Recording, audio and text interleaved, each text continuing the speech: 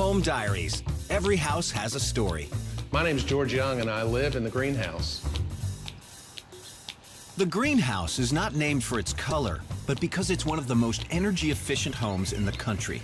It's a house that has a small as possible footprint on the earth. It's essentially an icon of historic, environmentally sustainable living. The home was built in the 1880s. In 1982, the World's Fair was held in Knoxville, and the home was remodeled to be the energy home of the future, demonstrating the latest in energy conservation.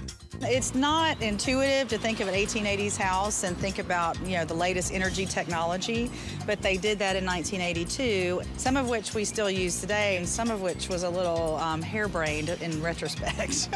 A large, in essence, greenhouse attached to it. It was like a 1980s fast food restaurant. It really just ruined the house from a historic character standpoint. But in the years following the World's Fair, the house was forgotten and fell into disrepair, until a local preservation group decided to renovate the house and transform it from the energy house of the 80s to the greenhouse of today. We decided that we were going to incorporate green building and sustainability into this project. With solar power and solar hot water with the metal roof, then it's totally invisible, so it doesn't detract from the house. We're standing in the mechanical room. This is the solar hot water system. They can check things from their iPad when they're away from home. This is a sensor that measures the temperature and humidity in the house every 15 seconds. This here is your heat pump. The system really doesn't run very often. The house is so well insulated that it holds the temperature. Their power and water bill is less than $50 a month for a 2,300 square foot house.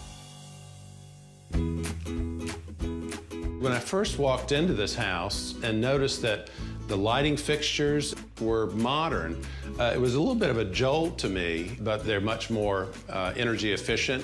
This is one of the first historic houses to be certified as LEED Platinum, which is the highest level that you can achieve in the LEED rating system. Preservation and conservation really do go hand in hand. It's very important to us to leave an earth that will survive for our children and grandchildren and their grandchildren.